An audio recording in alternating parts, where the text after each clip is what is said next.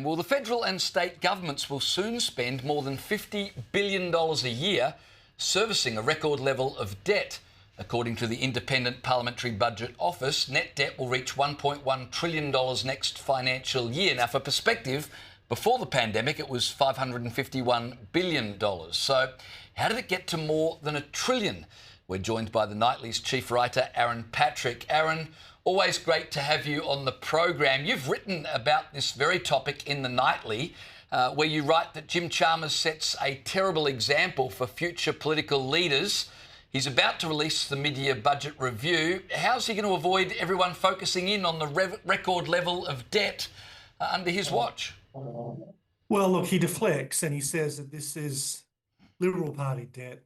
Avoiding the sort of problem is that he and the then opposition were putting pressure on the coalition to spend more during COVID. So the debt would be much higher if they'd had their way. But this is a deflection. We're looking at a $42 billion deficit this financial year. There's no serious plan to resolve it. I saw the Prime Minister on television this morning do an interview, and he said, maybe we'll have some sort of economic measures coming up to some economic reform measures. But the problem is that we've got an overheating economy, inflation's going up. Some economists are saying interest rates are going to go up. If we have a reversal of this year's interest rates, the average Australian will be paying, who's got a mortgage, will be paying an extra $4,000 a year. So it's a $4,000 essentially a tax hike. And the federal government wanted to sort of help out with that. They would cut spending, but they're not. They're spending the equivalent of about 10 nuclear submarines a year in deficit. And all that money is borrowed from overseas.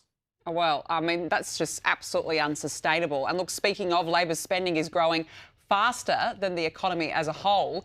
We'll talk about GDP earlier. It grew by 0.4% in the September quarter to 2.1% across the preceding year. Aaron, will it be everyday Aussies left to pay for it? Well, Danica, of course. We're racking up massive amounts of debt. There's no credible plan to bring the budget back into surplus in the next sort of few years.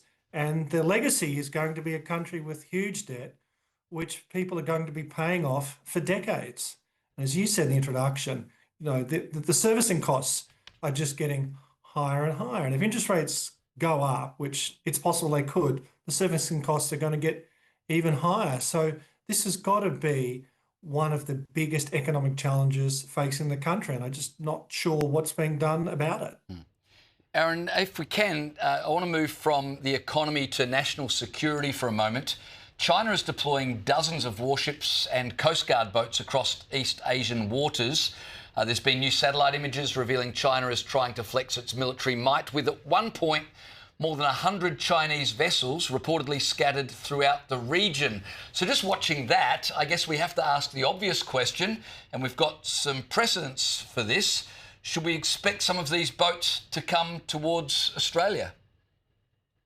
It's very likely, James. We just don't know. Like, the Chinese won't tell us where their ships are going, but they are building the world's biggest navy.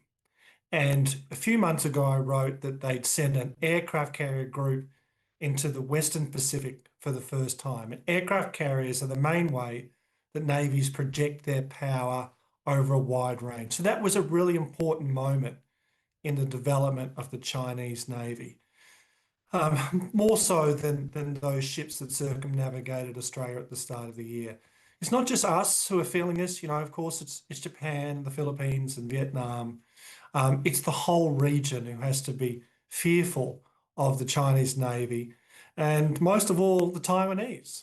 The Taiwanese who face the prospect of potential invasion or blockade. And so this is a real sign of China's determination to eventually dominate its part of the Pacific, which, the Western Alliance, the US, has controlled since Japan fell in 1945.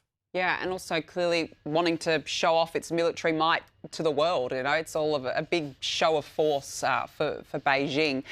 Richard Marles this week announced a shake-up of the Defence Department. Aaron, take us through the key changes and essentially, does it actually help us prepare for war?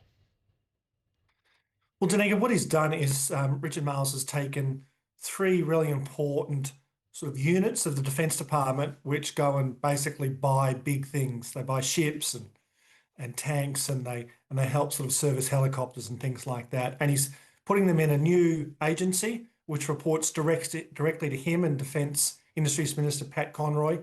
So you're having greater political control over defence spending and procurement of equipment and large items. And the idea is to unclog the system, get things moving more quickly, and stop the huge blowouts. Now, is this going to work? The question is, we don't really know. I think there's pretty good arguments on both sides. One is that you've got politicians taking responsibility and taking the blame if things go wrong, so they'll make sure things happen. The other argument is that politicians will cut corners and do what's best for them, and over what's best for the Defence Department.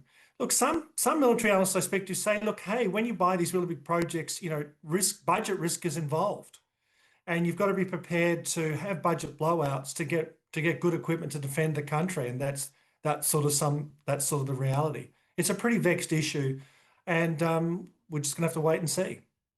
My problem with this is when you listen to these announcements by Richard Marles, it seems to me they're just moving around boxes on a flow chart. This person will now report to that person, and this one who used to report there will now report somewhere else. And it's hard to really believe this is much more than the government trying to appear to do something, because they've had so much criticism for a failure to get Australia into a position where we really can defend ourselves. Is that fair?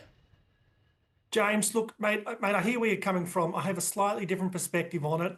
I think it is more than just moving the boxes around. I think it is changing the way changing the systems of accountability and the lines of accountability for buying some of the most expensive things that the government buys. And you're circumventing, the admirals and the generals and the air marshals. These are the guys who run the ADF. These are the guys who we entrust our nation's defence in, and we're taking away a lot of their decision-making power for the kind of destroyers we get, and big ships like that. So I do think it's a bit more significant than that, and I think it's a sign of Richard Marles. He's been in this portfolio in government and opposition. I think it's for 6 years now, and he knows the area pretty well. And I think he's saying, I think I can do a better job than you guys. And I think, and I'm gonna take control of this. And with this Labor government looking like they're going to be in power for some years, he's going to have to deliver. Well, I don't disagree with you on that. They look like they're going to be in power for a long time.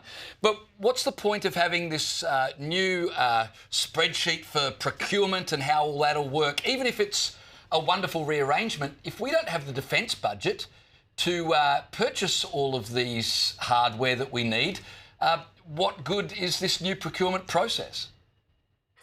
Well, that is the really key question, which is, are we funding the defence appropriately when we're living in a neighbourhood where we have a country which wants to challenge the existing order, which is China, as we just spoke about at the start of this interview, and our new sort of adversary in the neighbourhood launching aircraft carriers and launching equipment which theoretically is possibly as advanced or as effective as what the Americans have and what we have, like with our F-35 strike fighters and all the other equipment we've got.